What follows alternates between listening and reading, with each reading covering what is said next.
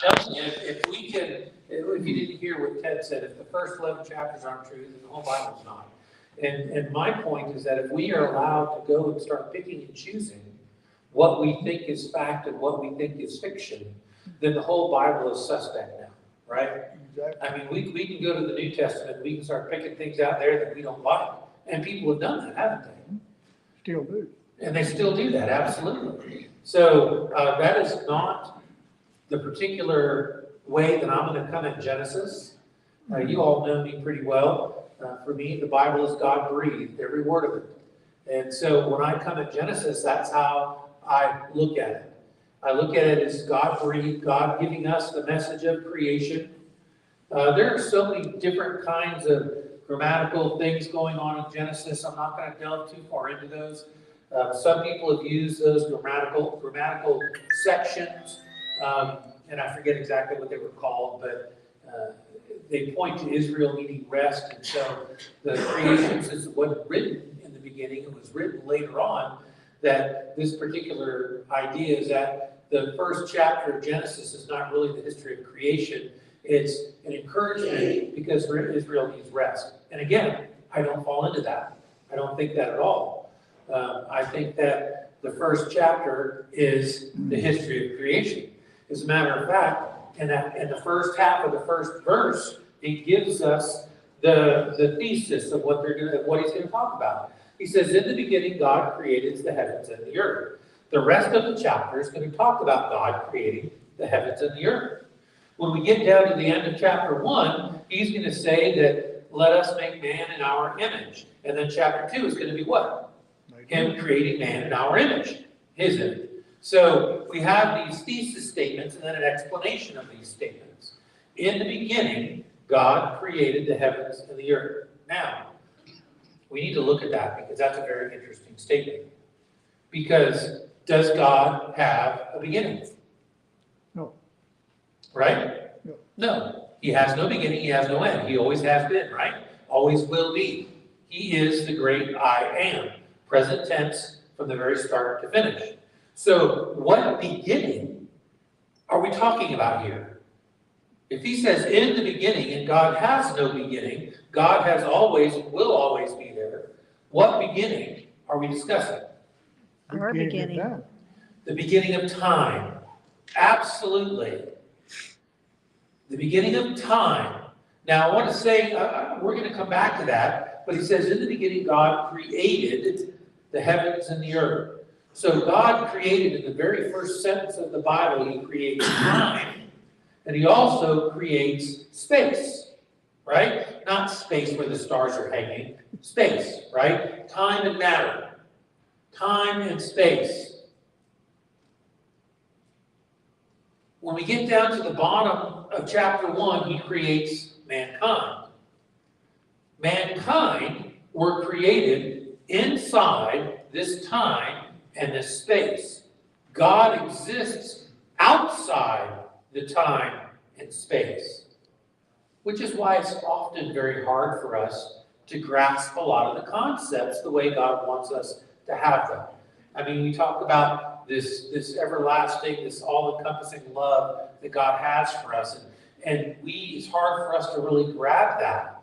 And I think it's hard for us to grab that because we're creatures created inside with a beginning and an end, whatever that's going to be, and inside a particular plane of existence. I'm not going to talk about different planes, okay? I'm talking about the plane that we're created in. Okay, I know that there are other religions that talk about different planes, and as we leave this plane, we go to the next one. Unless you want to count the next one as heaven, I'll agree with that. But if it's another existence on another earth somewhere else, I don't agree with that. That's not what the Bible supports. But because we're created inside this time and space, there's a lot of things we don't understand.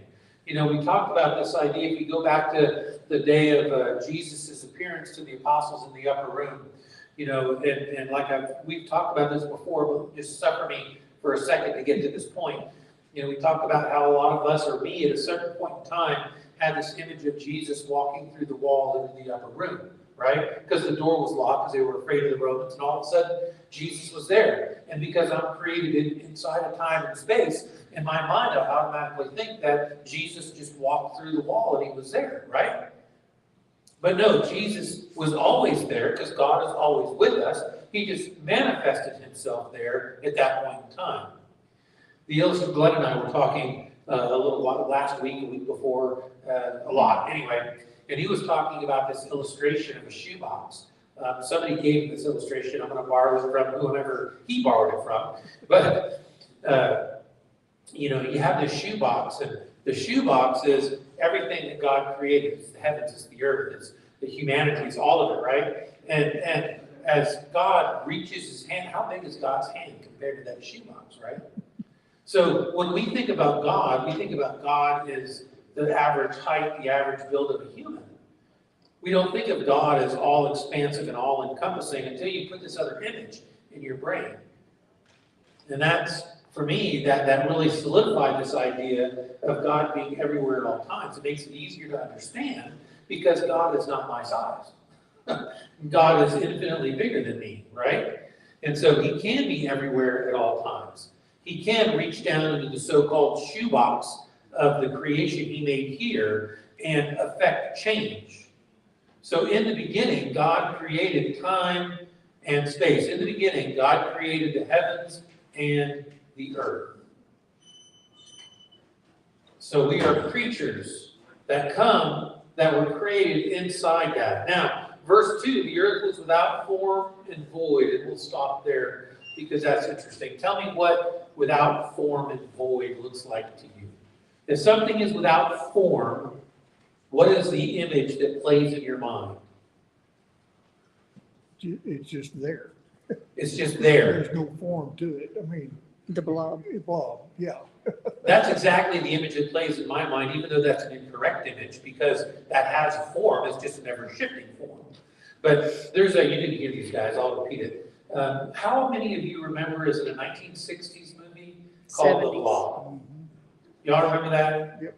And the blob just kind of oozed its way in and out of buildings, and as it killed people, it grew bigger and bigger and bigger. And so, without form, sometimes that's the image that comes to my mind is the blob. But even that's an incorrect image. The blob has a form, it's just never changing form, right? But the earth was without form and void. What does void mean? Without substance. Without substance? If we are in a void, what are we in? Emptiness. Nothingness, right? So the earth was without form and void. So basically there's nothing there, right? In the beginning, God created the heavens and the earth, time and space. Now he's going to start to explain to us this creation. Well, I'm getting a little ahead of you, but Sure. talking about the earth was without form and void, and darkness was over the face of the deep. If anybody's ever been to Carlsbad Caverns and they turn the lights out, Mm-hmm. you can't see your hand in front of your face, and you can feel the darkness. That's what I feel in my head. Uh-huh. Carlsbad Caverns. That's a beautiful place, by the way. It is, it is. Beautiful. I've only been there once in my entire life. Did they turn the lights out? No, they didn't. I don't remember if they did. We took the tour. I don't remember. They may have. Anyway, I've only been there once in my entire life. That's it. Do you want to know who I ran into when I was down there? Jim and Susan Thompson. Down in the caverns. Now, he was still an elder here, but of all the people to run into, what? Anyway, God works. He does. So, without form and void. So there's just nothing. There's nothing there, right? And then he says, darkness was over the face of the deep. Well, we just discussed, it was without form and it was void. And now all of a sudden we have something. We have something called darkness over the face of the deep. When you think about the deep, what do you think of? What's the first thing that comes to your mind? Ocean. The ocean. And again, the first thing that comes to our mind is the ocean because we're created inside that time and space, right? In a minute, he's going to separate the waters, isn't he? But we'll get to that in a second because it all gets very, very hard. Yes?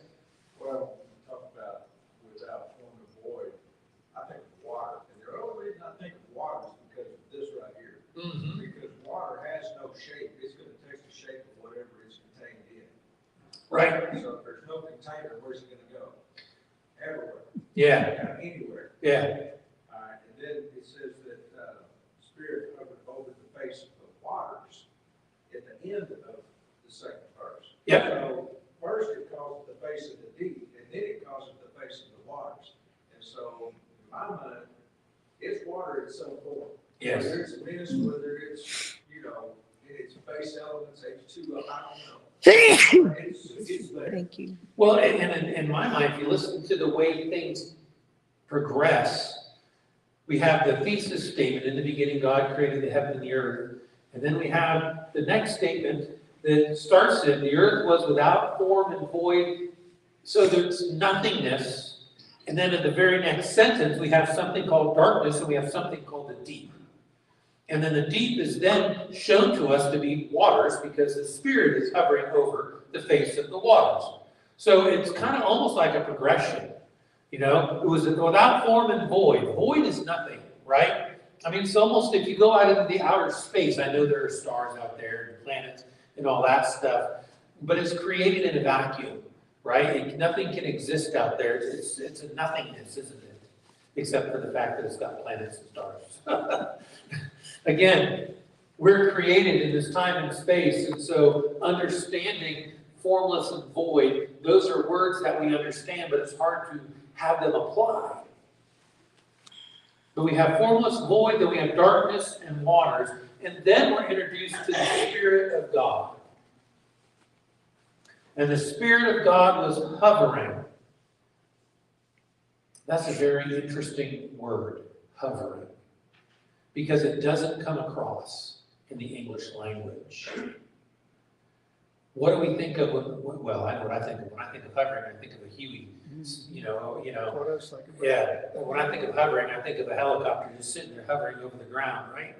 But what do you? Sorry. I think of the early morning mist that comes in, Mm. usually at fall, and it's just barely moving across. It's kind of eerie, Yeah. It makes me think of horror stories and whatnot where the mist is rolling in, but it's just Ooh. barely touching the ground. It's dense and it's We thick. got formless and void, darkness and waters. That's a horror story right there, isn't it? Hovering. Yeah, we got a horror story. No, we don't. But absolutely, yes. But that's not what the word means. That word hovering doesn't bring, in the English language, doesn't bring across the meaning of the Hebrew word. Brooding is more like that, what that word really means. And the context would be a hen that is brooding over her eggs, okay? What is that? The farmers out there that understand this, tell me what a hen that broods over her eggs, what is this hen waiting for? Hatching. Waiting for the eggs to hatch, brooding. So the hen is fussing, making sure that everything's okay, that everything's just so, because the eggs are about to hatch, right? That's the idea of that word hovering. The Spirit of God was brooding. The Spirit of God knew that creation was about to happen. And so he is hovering over the deep, over the formless and void and waters and all of these things, waiting for God to say, let there be light. He is anticipating. Y'all remember that Heinz commercial from way back when? I'm going to date myself. Anticipation, right? And you got the Heinz bottle laying on the top of the building, and as it just slowly, and there's some guy down with a hot dog waiting for it to drop on his hot dog, right? So that's this idea here. The Spirit of God is hovering over the face of the waters, brooding, getting ready for creation, getting ready for God to say, let there be light. And that's what he says next. God said, let there be light. And there was light. What an interesting statement. Now, bear with me for a second and run down to verse 14. What does verse 14 say? Let there be lights in the expanse of the heaven to separate the day from the night. Let them be for signs and seasons and for days and years. And let them be lights in the expanse of the heavens to give light upon the earth. And it was so. And he made two great lights, the greater light to rule the day, the lesser light to rule the night. So, I'm sorry, let's continue. And the stars. I didn't want to miss that one. So, what does God create on, that's day number 4, by the way. So what does God create on day 4? Sun and moon to govern the day and the night, and all the stars. Where do we get our light from? The sun and the moon, and all the stars. So what did God create here? Let there be light. What light is he talking about? If he doesn't make the sun and the moon and the stars until day 4, and he says right here, let there be light in verse 3, what's he talking about? Let's continue with 4 and 5 too. God saw that the light was good, and God separated the light from the darkness. God called the light day, and the darkness he called night. It was evening and morning the first day. So we got the Spirit of God brooding over all of creation. God says, let there be light, separates darkness from light, night from day, but doesn't create lights until day 4. What light is this?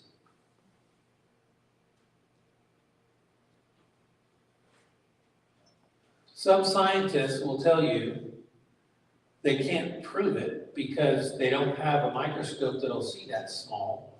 As a matter of fact, we know so little about the atom. We do. We know that it's the building blocks of all matter, right? We know that. But do you know that we don't have a microscope that can see an atom? It's too small. They kind of theorize what an atom looks like. Some scientists theorize that the nucleus of an atom is light. That's what they theorize anyway. Now, I don't know if I stand very firm on this. I think it's a very interesting proposition. But some people will say that the light that God created here in verse 3 is the atom. He creates the building blocks of life. Interesting theory. I'm not sure how far I fall into that. I like the theory, but fleshing it out is going to be kind of hard since we don't know much about the atom. There's no way to prove it, is there? Right?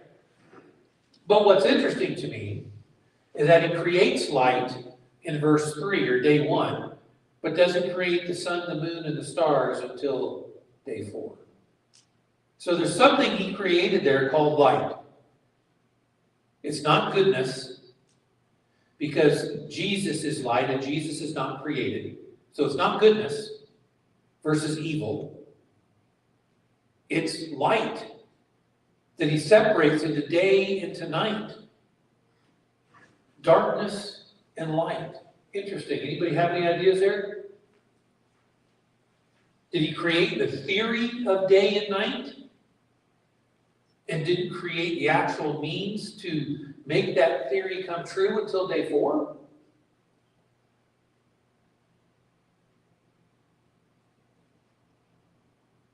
I know something that's interesting. At the end of every day that he created, he called it good, except for this day. The only time he called it good was after the light was created. He didn't say anything about the goodness after the darkness was made. So that's just a difference. Oh, absolutely. And there is no doubt in my mind that throughout the entire Bible, light equals good, darkness equals evil. And I get that. I absolutely get that. And just because he creates good and evil here, if light and darkness is good and evil, that doesn't mean that that's going to apply to Jesus later on, because Jesus is not created. But he does give us an idea, because he creates this light, and then he separates light from darkness, and then he names the light and the darkness, day and night. And then down in day 4, he creates the sun and the moon and the stars to govern the day and the night.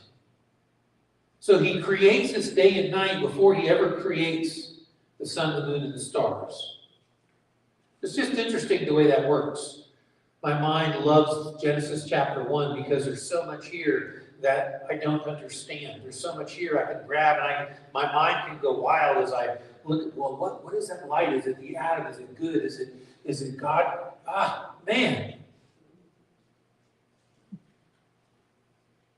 But one of the main things I want to get across is God is doing the creating.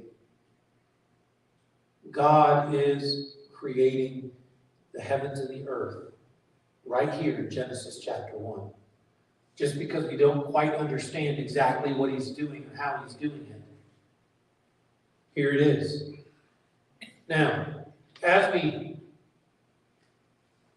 before we get too far, has anybody ever, besides God, ever succeeded in creating something from nothing?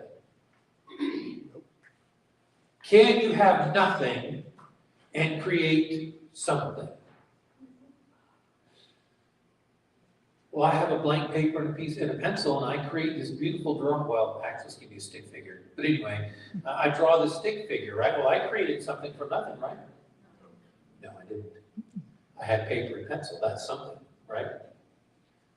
And I have the imagination that God gave me. That's something, right? But God creates something from nothing. What did it say? Formless or without form and void. Nothingness. There's nothing there. And then God has the darkness and the waters or the deep. And then God has the Spirit of God hovering over the waters. And then he creates something from nothing. How many thousands or even millions of dollars has our science community used trying to create something from nothing? Lots. And they can't do it. Even if you even look at evolution, how does evolution start? They call it the Big Bang, right? Well, what was the Big Bang that created the earth? You don't get a Big Bang for nothing, do you? I mean, in my limited understanding, you got to have fuel and fire, right? That's just my limited understanding. Philip can probably give us a better understanding. But you got to have something to create the bang to begin with. So right from the very beginning, evolution's not going to work. What's the law of thermodynamics that applies there? Can't create something from nothing. There's several laws of thermodynamics that apply. But God does. There's formless and void. He says, let there be light, and there was light. God spoke, and it was created. What does John call Jesus in John 1 and verse 1? In the beginning was the Word. The Word was with God. The Word was God. He was with God in the beginning. That's verse 1 and 2. What does verse 14 say? The Word became flesh and dwelt among us. So the Word was with God in the beginning. God's Word is Jesus. God said, let there be light. And again, in my little finite brain that's created within time and space, as God is speaking, the movie that plays in my head is Jesus is doing. God is speaking, Jesus is doing. Yes, sir. All right, listen, I'm gonna get way deep in the weeds here. Hey, it's not like I've not already been there. And this is a theory that I've heard, but I can't really go with the Adam theory about the Adam being alive. Yeah. And here's why. All right, Jesus says he's the light of the world. Okay, so just keep that in mind. And God said, let there be, I'm back in verse 3, let there be light, and there All right, you've already established you can't make something from nothing. Okay? We've already established this. Jesus has always been. Yep. So he's always been as a part of God. And so therefore, at this point, when it says, let me get there, God separated the light from the day, this is now the manifestation of Jesus separating from God as light. Hmm. That's an interesting theory. He's always been. Yeah. But now, he's the light of the world. He's now being named as the light. That's very interesting. We have the Spirit in verse 2, we have God in verse 3, and now we might even have Jesus in verse 3. That's an interesting theory. Absolutely. And I'm telling you, there's no way for us to reach back and say yes, yes, yes, yes, or no, no, no, no, no. Can't do it. We don't have the ability to. We weren't there, and we don't have the knowledge, because why? How were we created? Inside time and space. And Jesus and the Father and the Spirit live how? Outside. Outside time and space. I've not heard that theory. That's a very interesting theory. Absolutely. Okay. Now, as we get into the last part of verse 5, because he names the light day, he names the darkness night, and then the last part of verse 5, we're going to see this at the end of every day. And there was evening, and there was morning, the first day. Okay. How do we, as humans, understand evening? It's starting to get dark, okay? How do we understand morning? The sun comes up. The sun is coming up. We remember how do the Jews, how does Israel count days? Sundown to sundown. Yeah. Their day starts at sundown. There was evening, and then there was morning, there was night, and then there was day, the first day. Do you see why they start counting days like that now? It was evening and morning, the first day. So when does the day start? At evening, it's sundown. Okay? And the day ends at sundown. So we have night and day. That's why, in my mind, Israel and the Jews count time like that. Okay? And then he says it's the first day. So we have day 1, evening and morning. Now, I may open up a small can of worms here, but that's okay. I'm all right with that. How do we understand it was evening and morning the first day? Remember, this was written for us. It's written down. Moses wrote all this stuff down so he could tell us about creation, right? So when he says it was evening and morning the first day, how do we understand that? 24 hours. 24-hour day, right? We understand it as one day. There will be a lot of people that will tell you that it's one eon. That's not how I understand it. I have a problem with eons. It's not a problem with, oh, you're going to hell. No, that's not my problem. I have a problem with understanding it that way. Because God creates, when does God create all the vegetation, the trees and the plants and stuff? Couple of days later. Is it day 2 or day 3? Day 3. It's day 3. He creates vegetation. What does it take vegetation to flourish and grow? Sun and Earth and water. water and sun. Sun, because of something called photosynthesis, right? So when does God create the sun and the moon and the stars? Day 4. Day 4. So if we're talking eons, if we're talking each day is an eon, how long would these plants have to grow and thrive? An eon? But you can't grow and thrive without sun, can you? Plants can't live without sun. Trees won't grow without sun. It's interesting because day one, that's God creates a rotation of the earth. It wasn't rotating before, there was nothing. Then he makes the sphere, and now he's rotated it so that we can have day and night. And so that's just neat how that forms in there, but a lot of people, they don't see that until they understand more about it. Yeah, well, and I've had somebody tell me that was a big proponent of the 1 eon equals 1 day, and he told me, well, God created light in the first day. So that's the light that helped the photosynthesis to happen. But that still doesn't give me the morning and evening the first day, morning and evening the second day, morning and evening the third day. And that doesn't give us the example. What does God tell us? Well, it tells the Israelites, basically, when he gives them the law of Moses, what does he tell them? You'll work how many days? And then what day will you have off? What day will be the Sabbath? The seventh, Why? to rest. Because God did the same thing in creation. Mhm.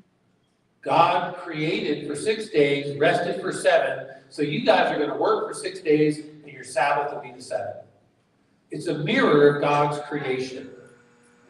That's another reason I don't fall into the eon theory that the earth was actually created over the millions of years, because each day is an eon, and that doesn't fit into the example that God lays out for us.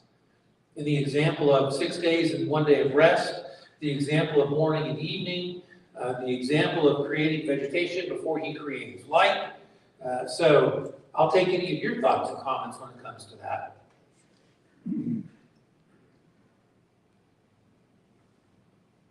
I'm a proponent, and I believe that the earth is probably about 6,000 years old, and that God created the earth exactly how he created it, 1 day at a time for 7 or 6 days, because the 7th he rested.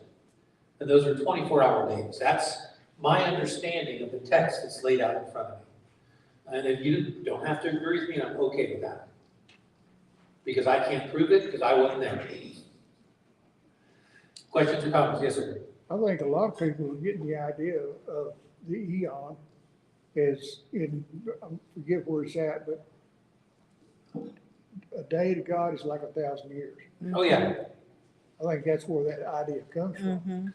Well- Personally, I believe that God created the heavens and the earth as we know it in 6 days. Well, and a lot of that also, I won't say a lot, some of that comes from the idea of being able to date things. You know, we date things back certain years, carbon dating is one of them. And somebody correct me if I'm wrong, I'm not a scientist. They date the amount of carbon that's in a certain piece of whatever they're trying to date. And because carbon builds at a certain rate. And so they can figure out how old that thing is by going back and saying, well, it would have had 0 carbon at this date, so that was the date that it came into existence. And so it has to be X number of million years old because it takes that long for the carbon to build up in that particular object. Am I correct or incorrect? No, you're correct. That's how you carbon date, right? Right. And so a lot of people will say that the earth is eons, millions, billions of years old because of carbon dating. But my understanding is how did God create man and woman? Did he create them as little babies? Full grown. He created them as full grown, right? He created them as young adults, able to procreate, able to work in the garden, able to communicate with one another, able to walk, all of the things that we can do as young adults, right? So why couldn't he create the earth the same way? Exactly. Matter of fact, he did create the earth the same way, didn't he?